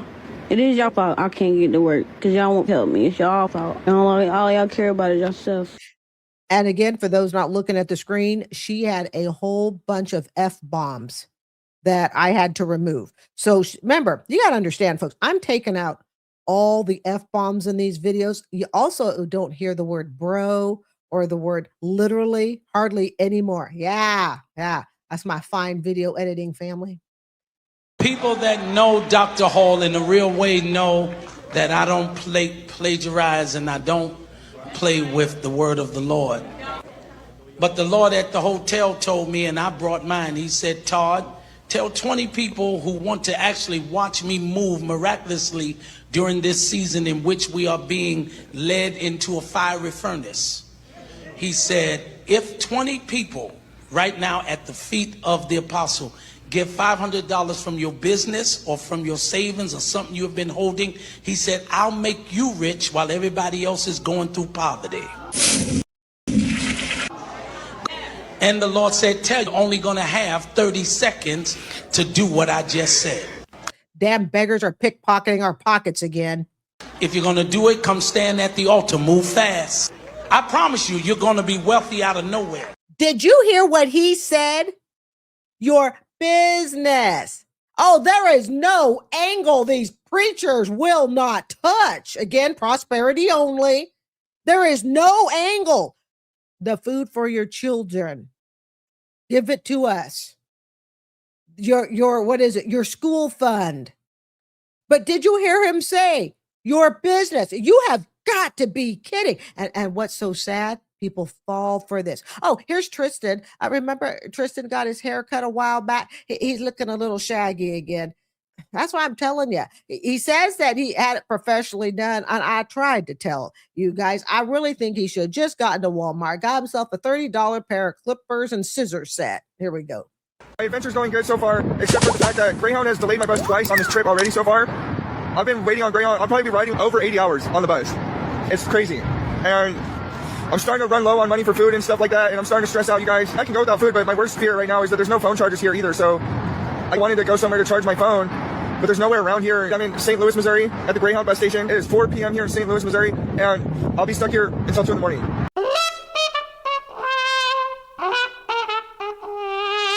Laptop to be able to edit, because this is ridiculous. This stuff is so hard to keep up with, and I'm trying my best to. But yeah, there's a lot of things I need to do that I haven't been able to do yet, just because I'm lacking some of the time and resources to do it. So glad you guys have each other. I really think he knows my dad. Dad's never been locked up in Hillsborough. Doing awesome, doing great. Thank you guys. Y'all have bougie needs. That's me. When I tell you, what's funny is that me and Dad being homeless like we have been, we're higher end homeless. Me and Dad hustle so hard and try to get that we feel like we need or we deserve, that we were living bougie as homeless people compared to some of the other homeless people out there. And a lot of it is either because they're not willing to put in the effort to hustle like we would hustle, or they're just not able to because of whatever mental health reasons and things like that. That's why we want to do what we're going to do. We want to be able to help the people that need the stuff to be able to stay like. When beggars tell you that they are going to help the people, that's a feel-good way to hope that you will give the beggars money. You see, I'm going to beg. I'm not going to tell you the money's for me, because that sounds greedy. But do you see, I would like you to give me money to help get me on my feet so that I can in turn help other people. Now, I can't say, if he or other beggars have an addiction or not, but oftentimes we might suspect that some, not necessarily this guy that we just saw, okay, but we have seen videos where there appears to be some sort of addiction problem, and the fact that we have a dad and a son. And what is it lately with everybody seeming to be from Hillsborough County? That's just kind of interesting. A lot going on in Hillsborough County. He says he and his dad, he says his dad is not in the Hillsborough County jail. So that leads me to believe that dad has been in jail. And the fact that father and son are both living on the street, I have my suspicions, fam, for recreational activity. Says he wants a laptop.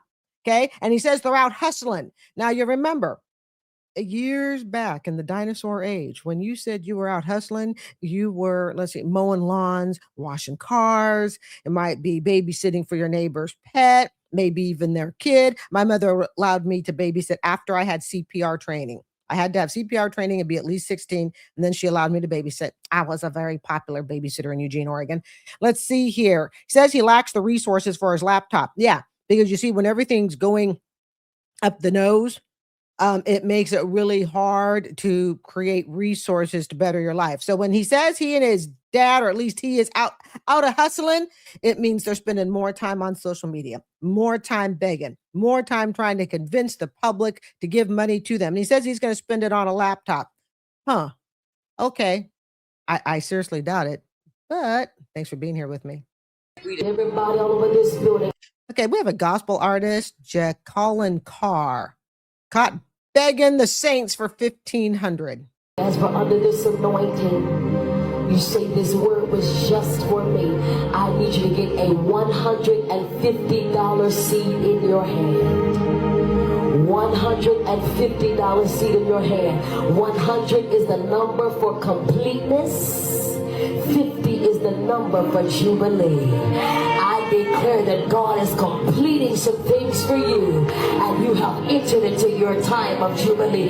Very quickly, get that 150, and there's many of you, I want you to stretch your faith to give 1,500. That is the biggest load of crap. $50 is the jubilee. I guess the $100 is the base. And I want you to stretch that budget, and I want you to give me 1,500 instead. And if you stretch your faith, those of you who don't have that 150, I want you to get as close to it as you can. In my broke days, my ass couldn't give you $150 or even 1,500. Now that I can, I simply choose not to.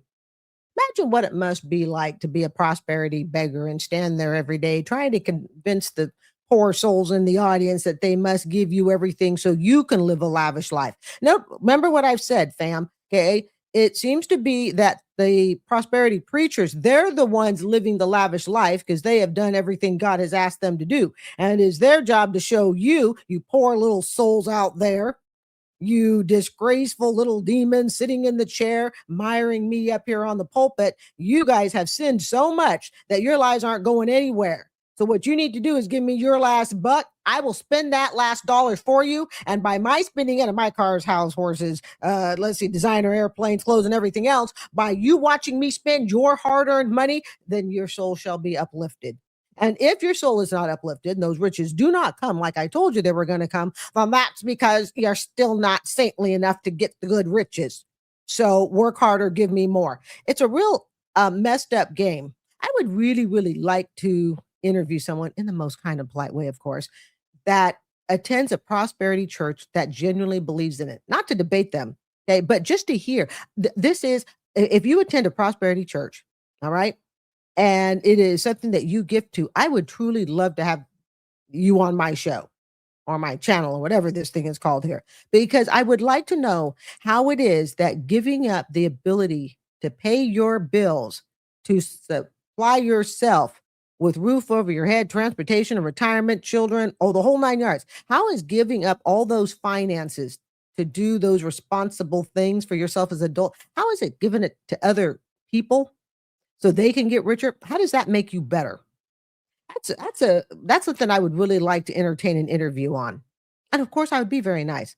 I would literally just open up the platform for 30 minutes for you just to hear what you had to say. We're trying Next loser. We're trying to increase our income and everything like that.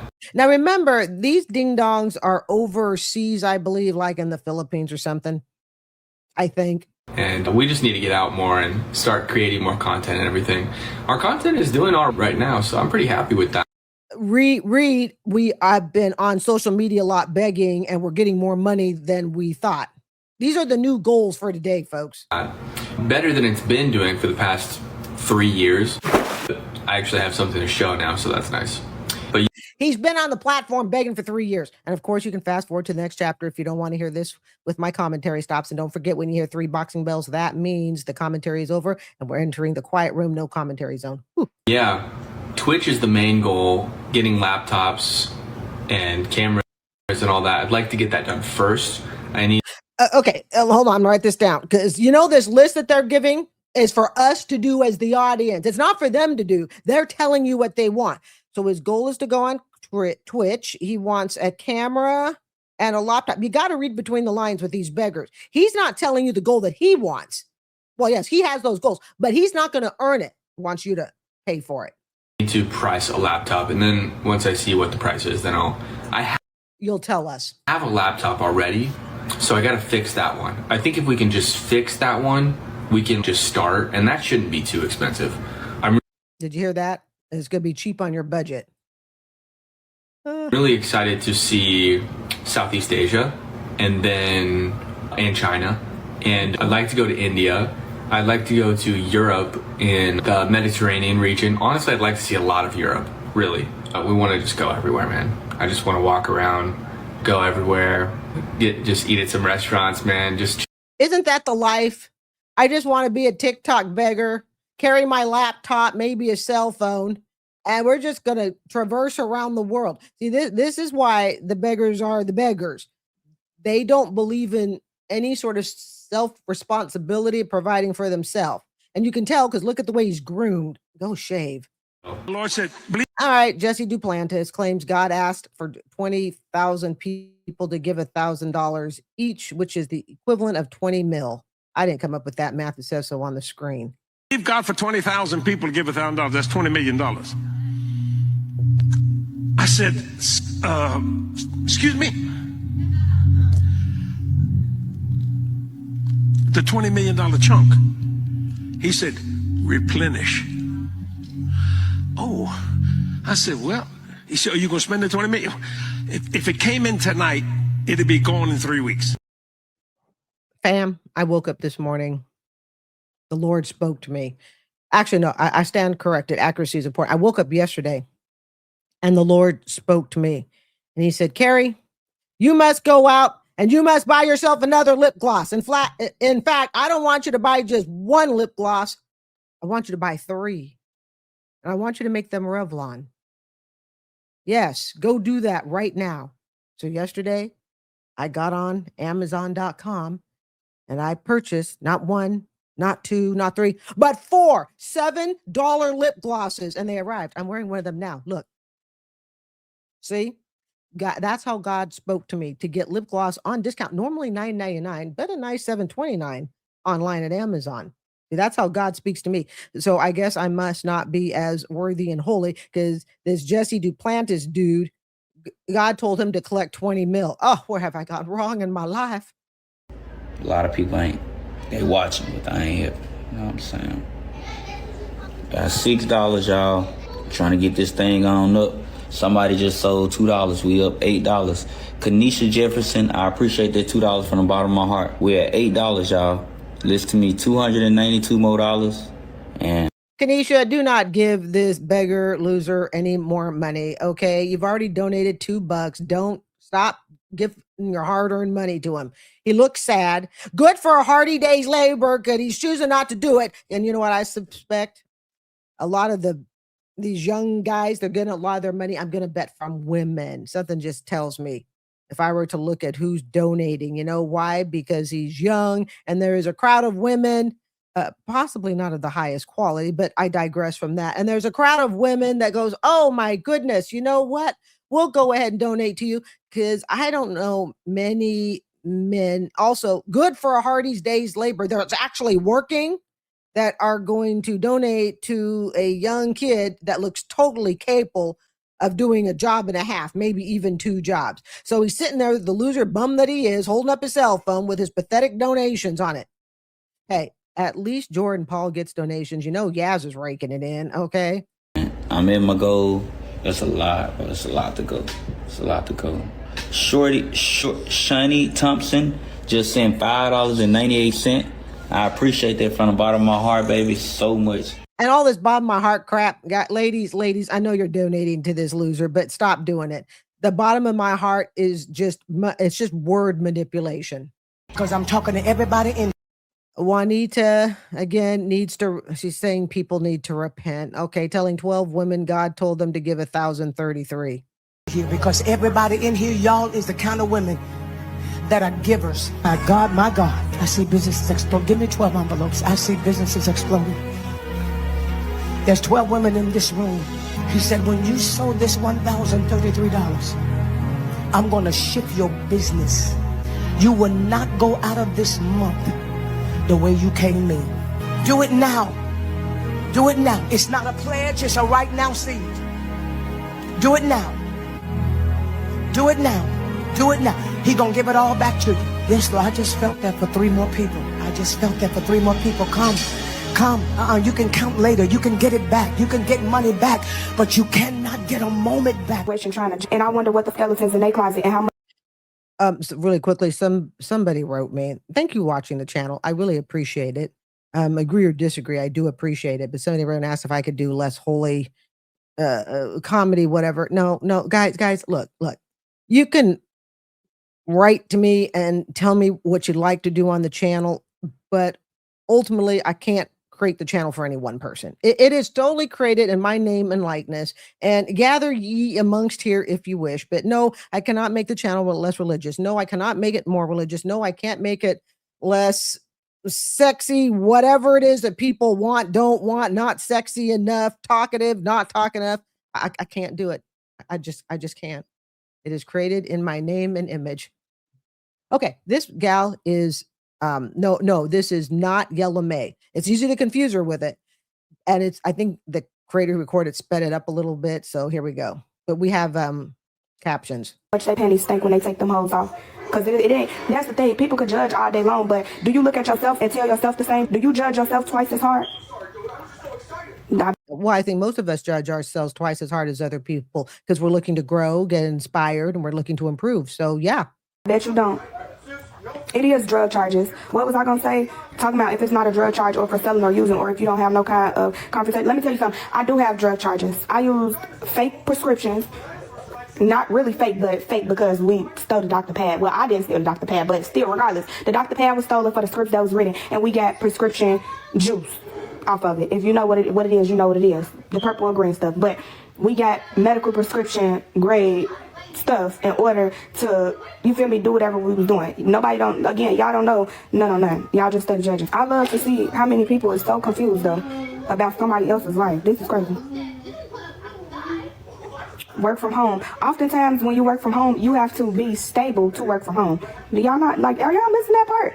I'm confused. Are y'all missing that part? And I'm not even being funny, but, and then also too, I have been applying to work from home jobs. Again, people who's been here know what's going on. I come on here and update people regularly about, so they know I've applied for work from home jobs. You have to be able to type, you have to be able, when it comes to certain jobs, you have to be able to type a certain amount of words per minute in order to pass the assessments to be able to work for them, let alone being stable, making sure that you can keep up with the job.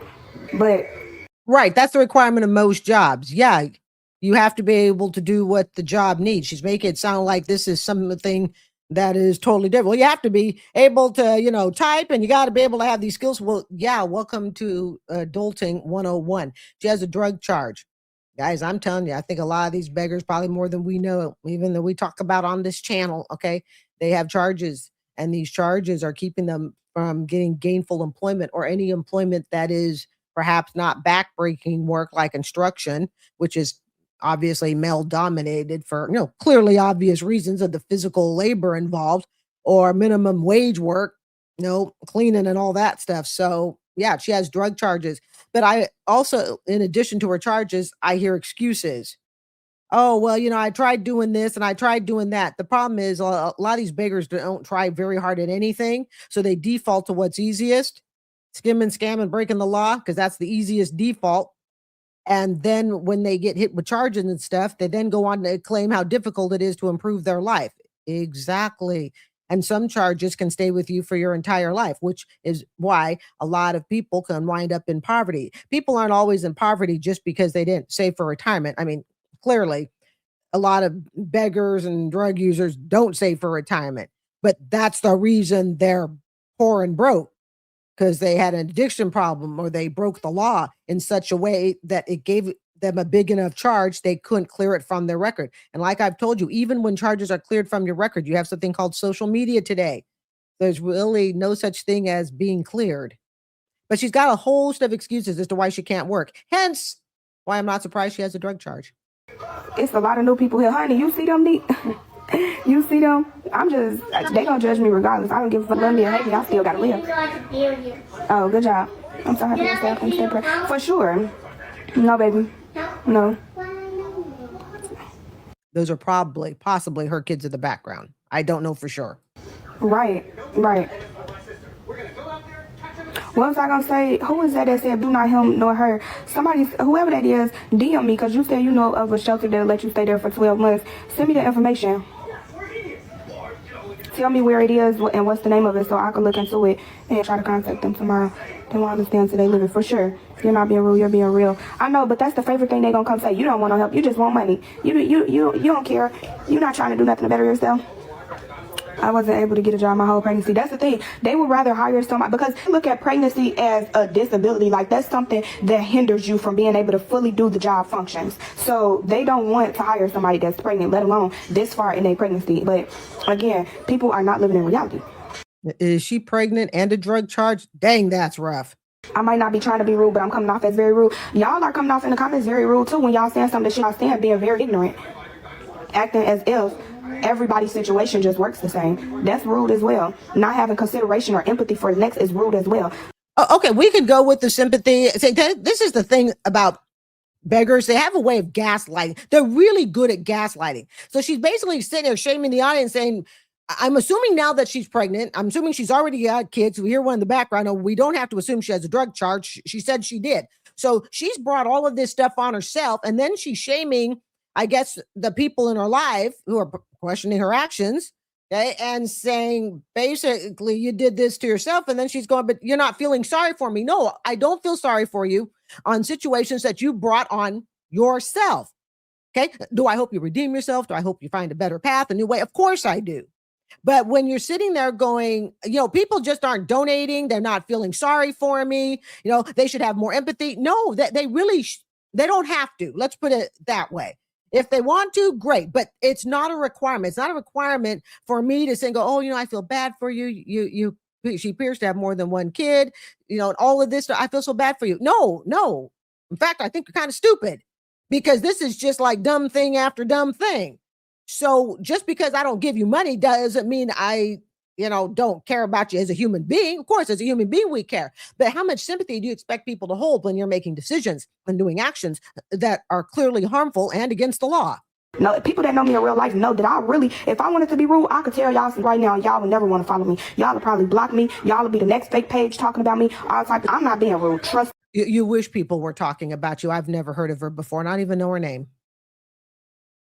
I think it might be Faith based on her handle. And believe me, I could get real, but I'm not. I'm actually being very respectful, but I'm still letting y'all know real from trying to sit here and fake kick it from. I'm not like, no, I don't do that. I know some people from there, they said it's hard without a vehicle. It is, because that's the thing. Most jobs that will hire you 20, 30 minutes out of the way. Some people drive to Nashville and back every single day and sit through the traffic just to have a job. Oh, so she doesn't have a car either. Oh, okay. All right. And you look barely a day out of high school. For sure, Sierra. How am I gonna provide for the new baby the same way I've been providing? Is y'all cool? I'm confused. What's going on to where everybody thinks that a job is like the ultimate? Oh yeah, that works. That's going to save you. Like, is everybody okay up in here? Hold on. Because one thing about it, and again, didn't nothing come from the sperm donor. So I'm confused what y'all asking me when it comes to my kid. Because my kid is going to be straight. If we talking about this kid that I'm getting ready for in 2026, this kid is going to be straight. Statistically, your kid's going to be as messed up as you are. Statistically, your child is going to follow the same footsteps you did because that's what you're going to role model them. And if I listen to her attitude, if I listen to the way she speaks and stuff, I hope the kid flourishes. I hope the kid has the absolute best life possible. But statistically, that's not going to happen. And when you have a mom sitting there upset, basically saying, well, I'm being nice, I could be much meaner. And that's the way you're talking on TikTok and stuff. I don't see a whole lot of hope. Y'all don't have to worry about how I'm going to do nothing or none of that because, again, what's for me, it's for me. But she says you don't have to worry about it, but yet she's on TikTok begging for it. And I think the caption, I missed reading it earlier, said something like she's looking for $500. And how I see fit to work it out, it's gonna be worked out. I'm confused. Why are people worried about what I'm gonna do for my baby? What's gonna work? This and that. Clearly, I've been making shake without a job. Again, y'all act unrealistic as hell, as if a job is the only means to be able to provide. Oh my God. Okay. All right. So, for those who are multitasking, she's basically saying, look, I don't need to have a job to provide for my baby whose father is just, quote, a sperm donor. I don't need a job. There are other ways for me to provide. Why are you guys all concerned about it? But yet she's on social media begging for it. There's no father figure in the picture. She doesn't want to hold a job. The part of it's because she can't get a job. Okay. All right. This is TikTok rabbit hole logic. A job is not the only means to be able to provide. I was in Springfield working a job for the lowest minimum wage possible, and that still wasn't enough to keep up with the roof on the hotel over me and my baby here every week. Is y'all cool?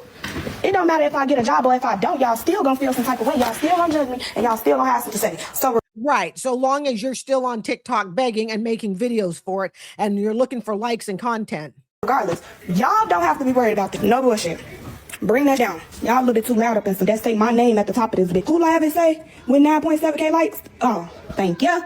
Back. Y'all tripping. Now, I'll get disrespectful if y'all want me to, because right now, y'all being real ignorant in these comments. And people that know me in real life know that I'm only let that slide so far. You ain't gonna... What are you going to do? Beat up your audience?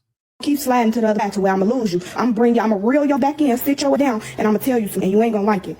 But y'all being ignorant, I can tell you that much. And this is the mama that says her baby's not going to live a bad life and the baby's just going to be wonderful. Again, I wish her the absolute best of luck. I more so the kid the best of luck. The kid's going to need it. Exactly. Logically, what benefits my son is what we need. Exactly. Thank you, Miss Lost Lady. Because what? That is considered discrimination, but it's a gray area of discrimination. You have to... Because she's pregnant. Understand, they're not going to send you an offer. They're not going to send you a letter declining your employment or telling you they went with other candidates and tell you, oh, because you're pregnant. No, they don't give you reason. And again, that's subject. You get what I'm saying? They don't have to. So again, it's a gray area when it comes to discrimination in jobs. Everybody knows that. But what can we do about it? Family plan. Pick a better sperm donor. Wait till you're older. What's up, Kia? Yeah, God is dead in my life, for real. People don't understand, for real. But just not, y'all need to chill down on me. Chill down on me, for real. Especially y'all study bringing up my kids. Don't bring up my kids. I just made 23 this year. But just chill out. Okay, so she's, I'm sorry for the stops. Okay, so she's 23 years old. She says stop bringing up her kid, but yet she's begging on behalf of her kid. Exactly. Work from home don't overlook my background. That's one thing. And if they do, they want me to be able to pass the assessments. And the assessments be hard for work from home jobs. I don't listen. Talking about I could work from a hotel or Airbnb. Even then, y'all not understanding. It's not always consistent with me keeping a hotel or Airbnb. $10,000 seed. I want those 17 people to obey God. The Lord says, I ain't asking you to, I'm telling you to. I'm not asking you to, I'm telling you to. I'm not asking, I'm telling you. I want everybody to get your offering so fast that you can't even explain what has taken over your life. When I count to 3, everybody move now. 1, 2, 3, go. Do you go to this ministry? What's your name? Sister Pamela, I want you to go sit down and come back with a different seed. Move now. I guess Sister Pamela didn't bring enough money. The Lord just located your home. I'm walking through your house. Billy Ma, Vube Dele Bikiskatai. Move quickly.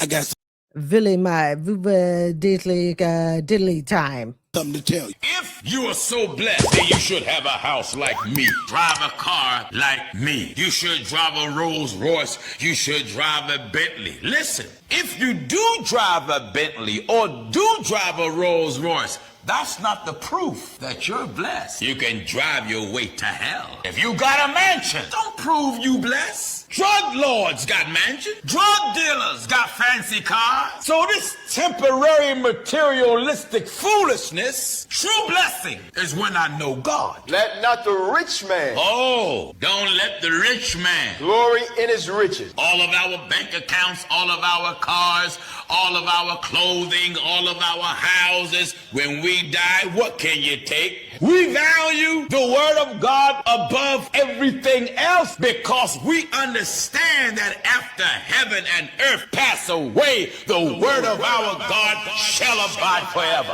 Right.